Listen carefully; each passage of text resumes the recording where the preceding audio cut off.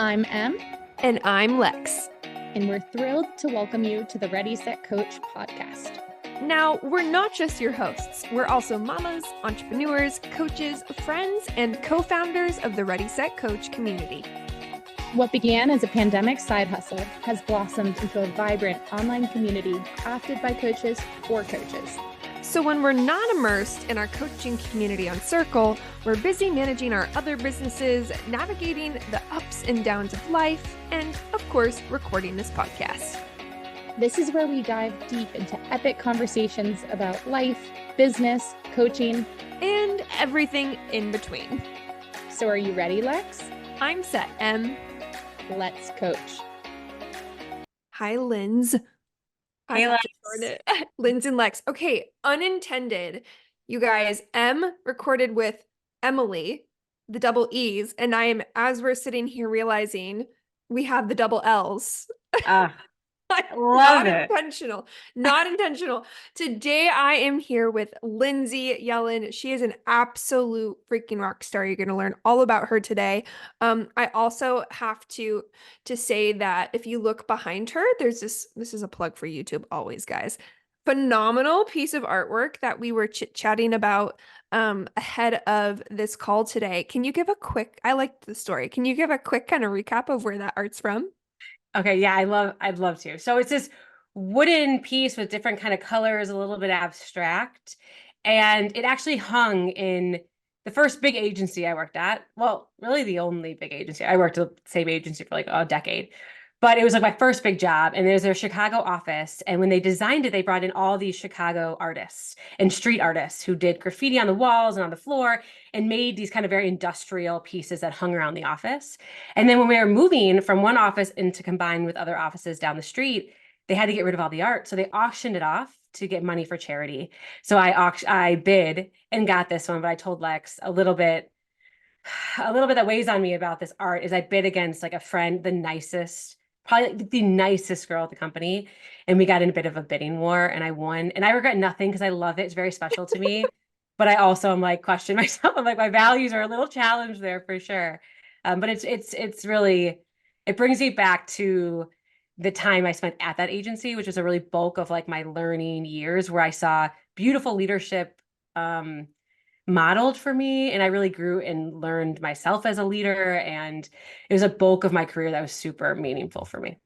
I mean, it stands as this representation that is so in alignment with your journey, which we'll get into, guys, and kind of where you're at now. So I think that's beautiful. I also think that the fact that you're even pausing to hesitate, that you feel bad, reaffirms that you're not a bad person. Let me just say that. I definitely can be nice and I can definitely turn on you're going down mode. So I have this like little picture of like you fighting with yourself of like, I'm getting it, but like feeling bad, but like it's go time. That's exactly what it felt like. But I'm really grateful I did because I no longer work, at that company, but that company was huge in my life and defining who I am. And now I have a beautiful reminder of it all the time that I look at as I'm coaching and leading my own business. So it's very special. Now, before we get into, we're kind of we're teeing up and it's going to be such a beautiful transition today, guys. But before we get there, I have to give a shout out to Lindsay because beyond what she does full time, she also is our RSC community leader. So when Emily interviewed Emily, Emily was also one of our Ready, Set, Coach community leaders. And what Emily Merrill and I did was we sat down when we launched this community, which is really still a co-creation process in the making. And we're like, who in here do we feel like embodies what we're trying to build? And we feel like we want to stand behind and have them become more a part of this thing. And Lindsay is one of the wonderful human beings that we identified. You have been such a gift to both Emily and I and the community at large. And I just want to thank you for everything you're doing. And I can't wait to see where the community grows. But I had to give you a little extra love and shout out there too. Thanks, Lex. It is an honor to be a community lead. And I just love the extra almost accountability to be showing up in the space to connect with the incredible coaches out there, and also keeping it even more front of mind than it already is to try to bring in others, because you guys have created and are curating and nurturing such a beautiful space that is needed for us coaches out here. And so thank you for creating it. Thanks for inviting me in, and thanks for letting me help lead the charge. Well, thank you. That was very sweet. So back to this like perfectly teed up transition, guys. So the art behind her is super representative of her journey and a career journey. So, Lindsay, let's start with what are you doing today? So, what type of coach are you? And then bring us back through how that came to be. Okay, well, thanks. Okay, great. So Lindsay Yellin here, as you know, but I am I'm a leadership and career coach, and I support exasperated and frustrated execs to find themselves in a connected place back to themselves to be an empowered, possibility-driven leader, whether that is of their own career journey or of their teams and of their companies.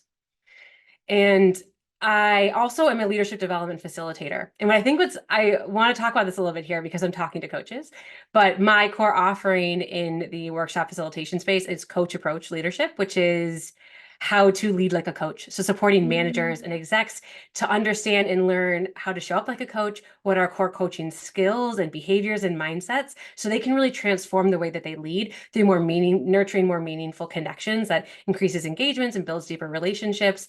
And so I just throwing that out there to everybody, that how powerful, not just what we do in order to help transform others, but what we do in helping how it can support others to show up differently in their lives, even in leadership. Coaching is such a powerful, powerful tool. Hell yeah.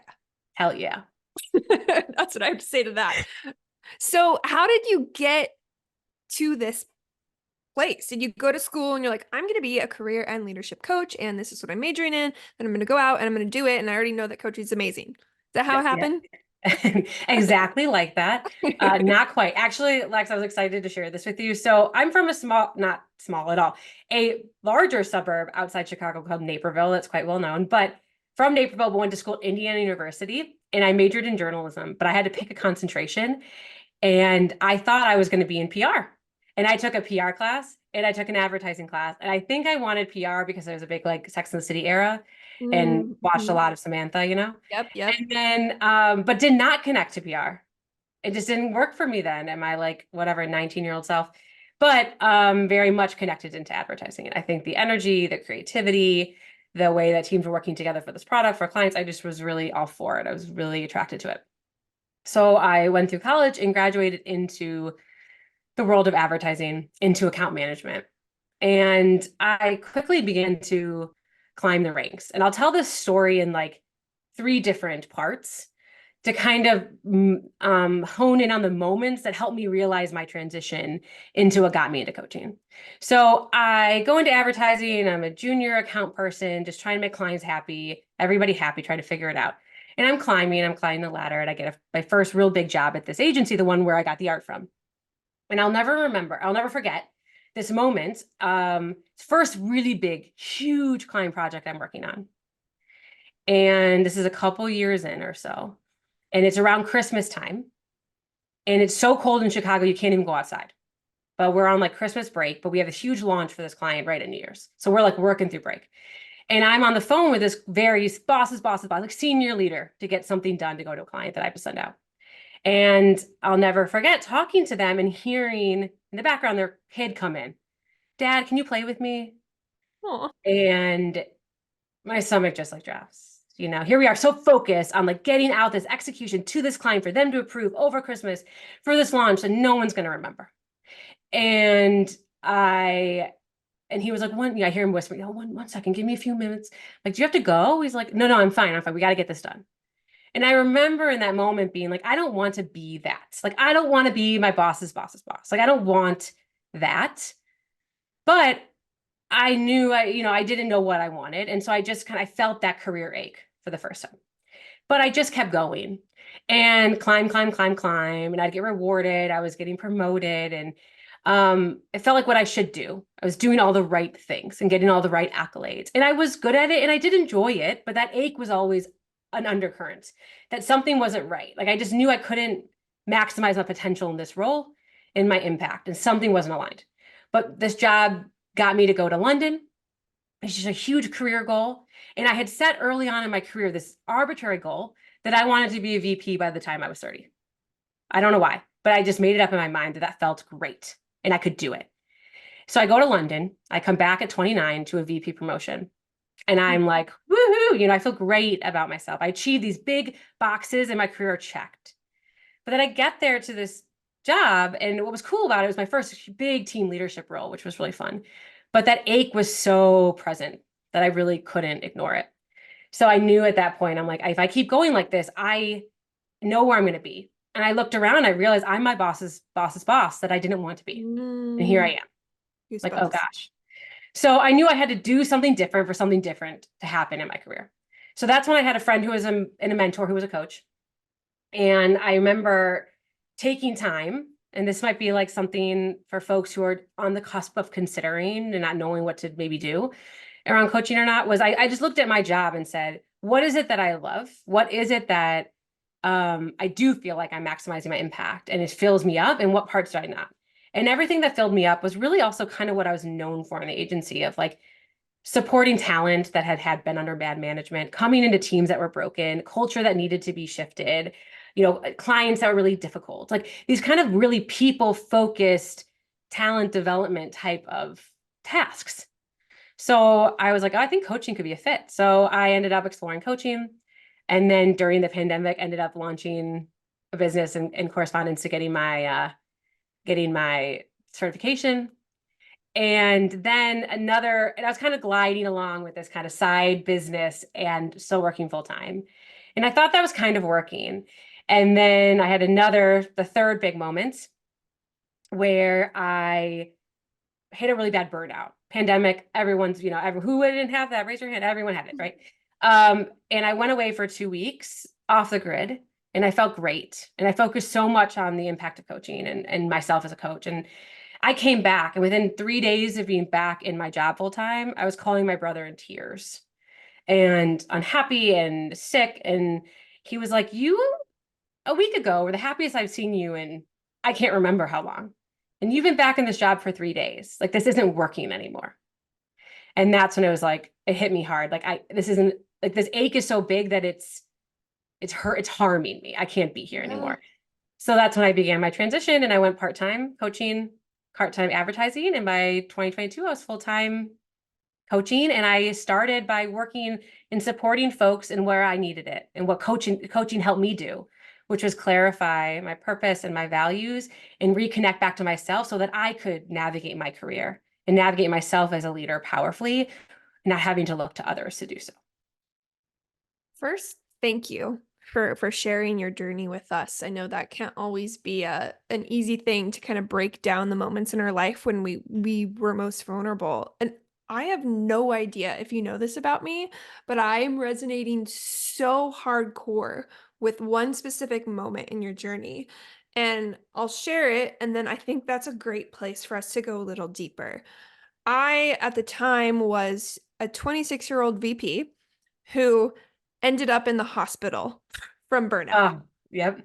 And I had a come to Jesus moment of, this isn't sustainable. I mean, like, you're sharing your story to me, and I have goosebumps over every moment in my body, because I literally remember I was carried out of my office in this makeshift stretcher with a bunch of the employees, like in those like rolly chairs, and they had called my husband, so I was like, I don't want to pay for an ambulance, I'm fine. My back basically gave out. That's what happened. And my husband came and picked me up, and they had to anyways, I ended up in the hospital. And at this point in my career, I didn't have a family yet. Another point in your story, like, that really, like, I'm like gonna cry. But I was like, this isn't sustainable for the life that I want to live. What is the life I want to live? Boom. And then when I got into entrepreneurship, I came from thinking my story was so unique to realizing how many people have these moments. So I want to go back to that moment. You figured it out, and this is what you do. So if someone is nearing that moment, they have their own ache. I mean, first, is there anything we can do to prevent them from becoming miserable like you did, or in the hospital like I did? Is there anything we can do on the front end? Okay, yes. So great question, Lex. And first off, hand on my heart to you. I feel you in your story so deeply, and thank you Yeah. for sharing that. Yeah, likewise. It's those big moments, but you're right. How do we Yeah. get people so they're not in the hospital or not miserable? And, you know, I think first thing I say is don't ignore it. I ignored it really early. And instead I went to, what should I do? I should keep climbing this ladder. I'm good at this. People are telling me I should keep doing this. And I chose to listen what other people thought versus listening to my own ache. And I think, to be totally transparent, when I was 24 or however old I was at like that first moment, that was probably a good thing to keep going, because Yeah. if I didn't continue in my career in advertising, at least for some, I wouldn't have gotten the experience and the leadership experience and exposure that I did. However, I let it go too long, to the point where I put my like aspirations over like my needs of what I needed. So I aspired to get this job in London. I aspired to get this promotion. I aspired to be recognized in this way, thinking that that would fix something. And we all have these like saboteurs, and there's one around like the judge, like a very judgy saboteur that judges circumstances. And I'll be happier when. And when I think you are saying I'll be happier when attached to an achievement with your job that isn't giving you a ton of fulfillment and happiness, that's when you're losing sight with yourself. So I'm often working with clients when they're at the point where they don't know what they want anymore because they're too disconnected from themselves. So I think the most important work is when you're kind of in your career, whether you're feeling really fulfilled or you're feeling like, a little achy, is to do the work to understand yourself then. And you better chance you can do it on your own versus needing a partner, but a coach is a great partner for that. So understanding things like, what are your values? Where do you get impact? What are the type of people you need to be surrounded in? What's the type of manager that you need? What's the type of work that fills you up and what doesn't? How do you get curious with yourself so you understand your needs, your wants, so that you're then be able to better steer yourself and make decisions that align you to greater fulfillment versus greater achiness. And that also, I think, is when we're looking around for those answers versus looking to ourselves. Okay, so if in that moment people are digging, they're doing, they're finding their values, they're hopefully working with someone like you, how do we know? Because again, we're on a coaching podcast, right? If coaching could be the right next step. You identified in your story some of your core values being related to humans and working with humans. Are there some other things when people are going through that discovery process that would indicate maybe coaching is a route they should consider?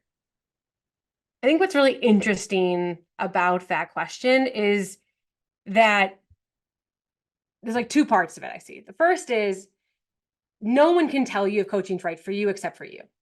So you have to answer that for yourself. Just like with clients, like I don't tell them if their job's right for them or what decision to make. I try to empower them with the tools and the awareness and the connection for them to decide and figure it out for themselves. And I'm there to support them through that journey. So it's the same here. However, what I think, two ways to approach it is, one, similar to what I talked about. Look around at your job or what you do and how you spend your time, and what areas of that give you the most satisfaction and fulfillment. And then align that also to like what purpose you want to have, what impact you want to have on others. And is it aligned to a role or a job around coaching where you're doing some form of coaching? What also I think is interesting about coaching is that it's unregulated, right? And there's a million coaches out there that have a million people that call themselves coaches that do all different kinds of things. So I would do a lot of discovery, to talk with, to connect with, to explore what are the coaches out there, not to tell you how to do it, but to illuminate what's possible as a coach. So then you can decide and define it for yourself. So you can be a very traditional coach like I am. I'm very traditionally trained. I coach using very traditional methods that I like hone in what's right for my clients. But I'm a very traditional coach, where there's coaches that are more consulty, more mentory, that kind of tell you and teach you and bring you through, but coach you along the way, and maybe blockers or ways to do it for you. So there are a million ways to define what coaching means for you in your business in the realm of how you're trying to support people.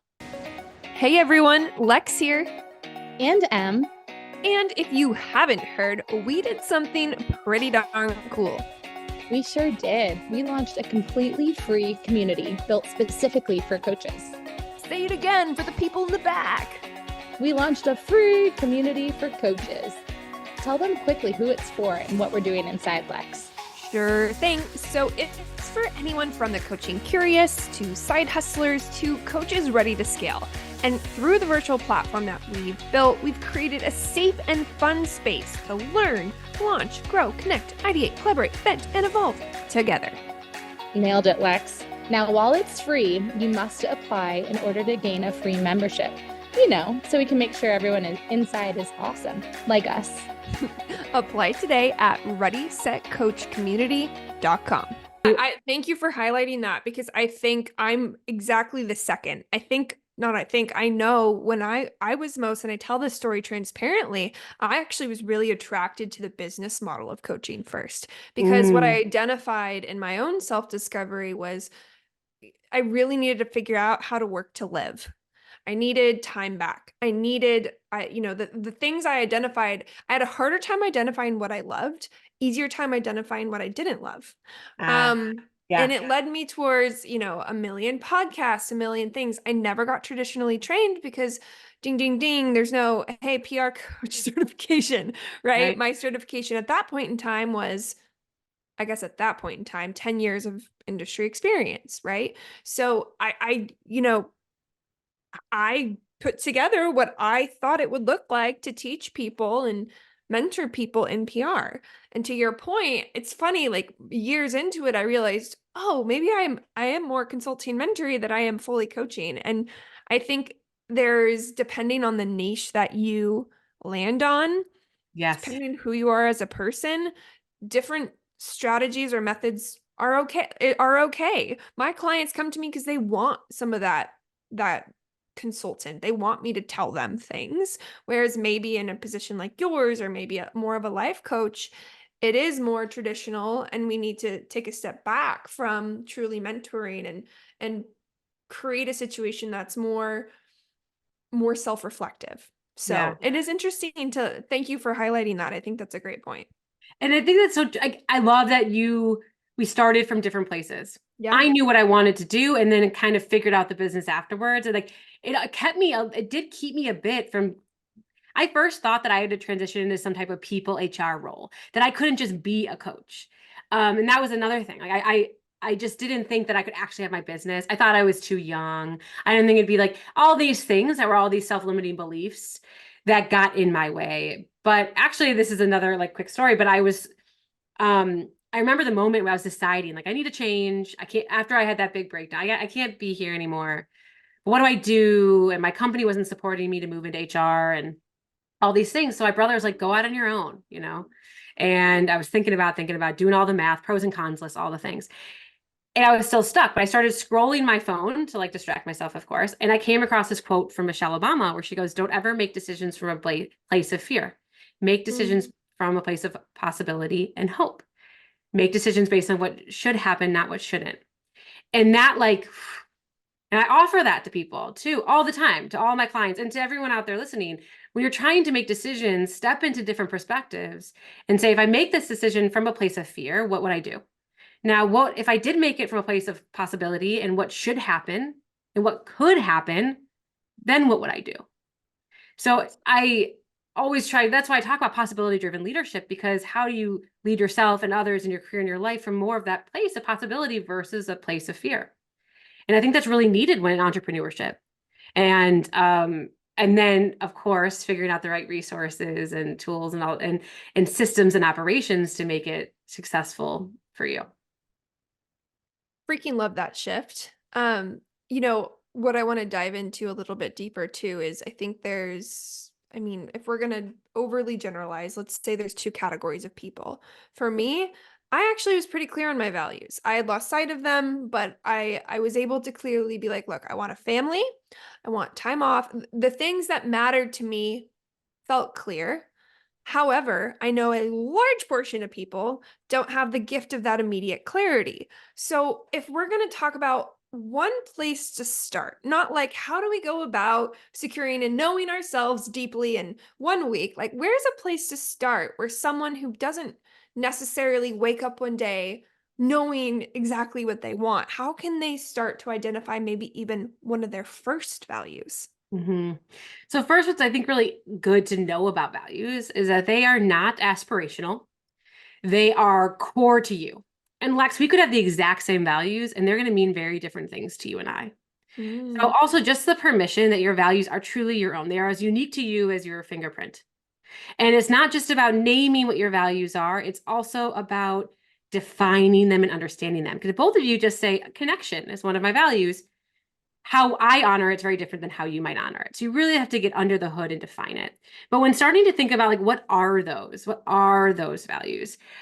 There's a couple techniques that I use with my clients. One being thinking about, which sounds a little bit like the route you went, Lex, which was what are the must-haves in your life for you to feel happy and balanced and fulfilled and okay and satisfied? What are those core needs that you must have? And list them all out.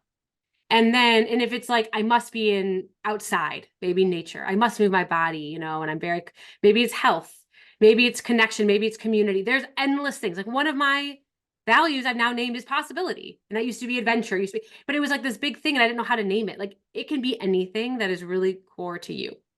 So list them out. And then your goal is to get into like your top, you only want to have like 2 to 3 values. If you have too many values, they kind of lose meaning.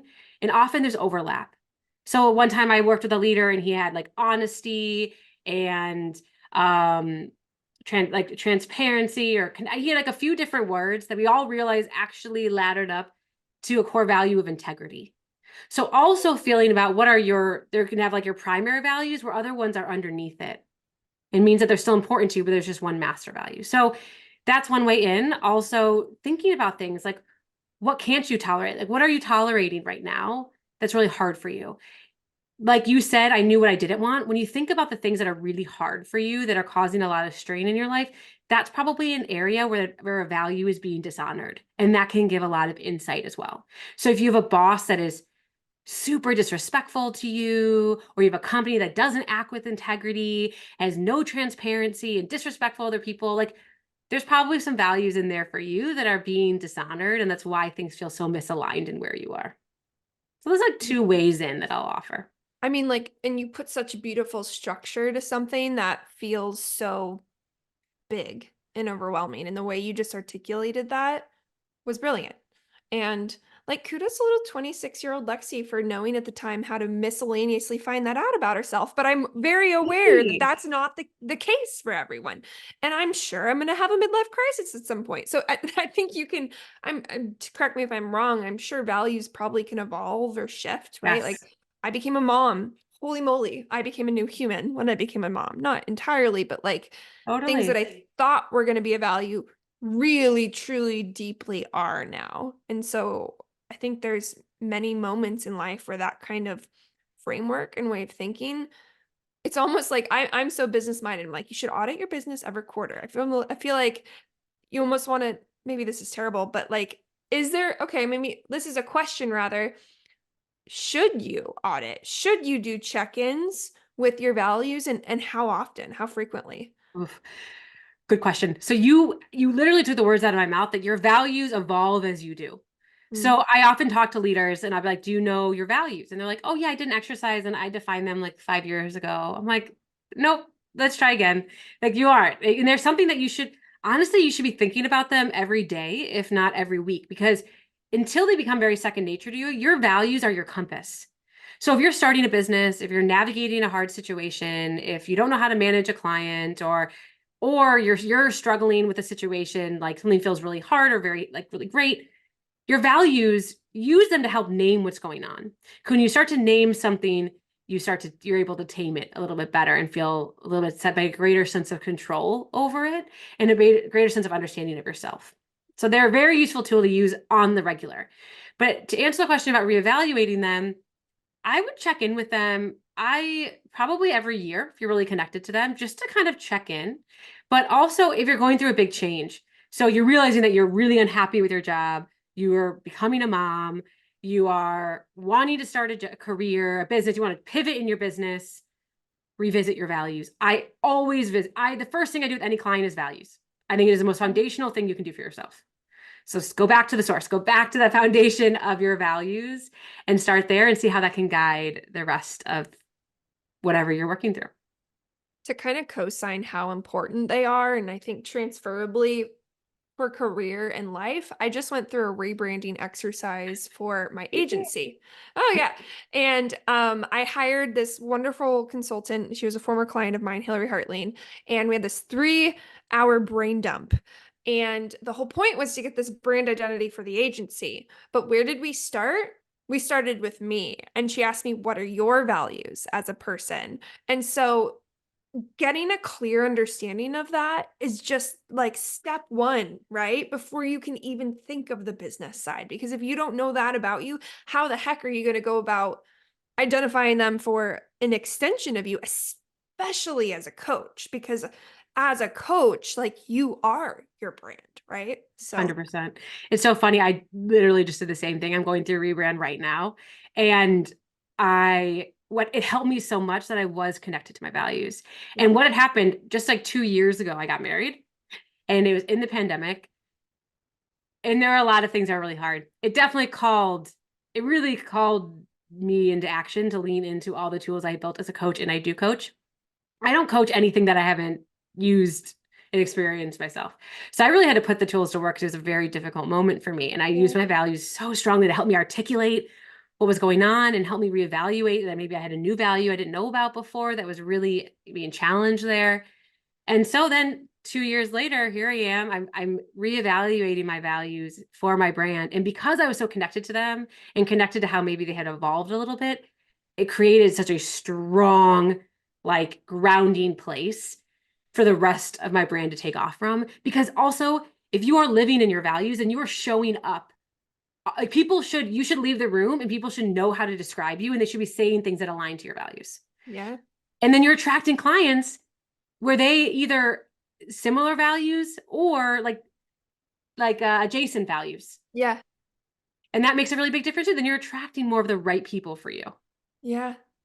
You know, speaking of clients, I do want to give us an opportunity. I know we've been saying a lot of helpful things for everyone listening, maybe on the coaching line, but who do you serve? Who are your ideal clients? And everyone listening, I want you to also listen for friends and family, right? Mhm. If Lindsay isn't your coach, do you have a spouse, a partner, a friend, someone who could benefit from her? Like listen up because she's about to share who she serves and what values align with her clients. Mm. Thanks, Lex. I really appreciate the opportunity to speak to that. So I work mainly, but not exclusively, with folks in the corporate space. But I support leaders who are feeling they're at an impasse in their career. So it's really two camps, one of which who are feeling very lost and are frustrated and they know they want to make a change in their career. They're feeling stuck. They've kind of where I was. They climbed the ladder. Now they're looking around and they're like, I don't know how I got here. I don't know what to do next. And they want to move forward very intentionally. They don't want to just jump to another job where they feel like they like put another band-aid over the problem. They want to get to the root of the problem that got them there so they can start doing something different in their career. But I also work with leaders who are perhaps in a role who are realizing they're not having the impact that they want to have. And they are feeling a little bit burned out or exasperated in how they are leading their team, their own career in this role or leading the company. And supporting them reconnect to what it means to be a powerfully aligned, intentional leader of themselves and others. Beautiful. And where can people go to learn more about how to work with you? So you can go to my website of yellincoaching.com and find time with me. And anyone here, if you want to dig into deeper into values or your purpose, or you have questions around coaching, schedule time with me. I will gladly support you in any way I can with a complimentary call, always. Or they can follow me also on Instagram at Lindsay Yellin is my handle, all one word. That would be the great places to connect. I'm going to continuing to, as I'm going through my own rebrand, sharing more and more content that mirrors a lot of what we talked about today and more, especially in how to be a more empowered leader for yourself and for others. And I'd love for you to follow along and see what resonates and what you can also teach me. Yeah. Oh, I love that. And guys, we'll put that in the show notes. Now, before I let you go, I have to do what we always do at the end of the show, where let me rephrase this. What Emily always does to me, and I always forget this is a part of our show, is homework. She's like, okay, Lexi, what's the homework? I'm like, great, let me come up with it on the spot. So you probably have already thought about this a little bit, but if we were going to give homework to everyone listening, what would that look like? What's your homework for them today? My homework to you is, like, don't wait. Check in with yourself on your values. Even if you think you know them, check again. So what I always give the homework to my clients before we talk about values is there's two podcasts I recommend. One is actually a podcast with Brene Brown from, I think, Unlocking Us, or maybe it was Dare to Lead, one of the two. I'll share it with you, Lex. That is called Living in Your Values. And they just do a great job talking and defining it and giving you their process that they work through. So I love to offer different ways, because you never know what language will connect with somebody to understand the concept. So I think that is great. And then I also have other resources and where I've talked about values more deeply, and have even a values worksheet that I'm happy to share here. So the homework is to start to get curious with yourself about values and immerse yourself in the concept and see how that can transform the way that you are leading yourself, leading your business, and how you feel more connected to yourself and your needs to live a more balanced and fulfilled life. Beautiful. Perfect. Puts our homework to shame. I love it. The last part of this show, I'm going to invite you to participate in. I know. And the last part of this show, I'm going to invite you to participate in. I'm going to start, and I'm just going to see if you understand how to jump in. For everyone listening, thanks for joining us on the Ready, Set, Coach podcast. Yes, it's always that on the fly and terrible. Thanks, guys. Bye. If you're enjoying the Ready, Set, Coach podcast, please leave a review wherever you are listening. For more information about Ready, Set, Coach, visit readysetcoachprogram.com.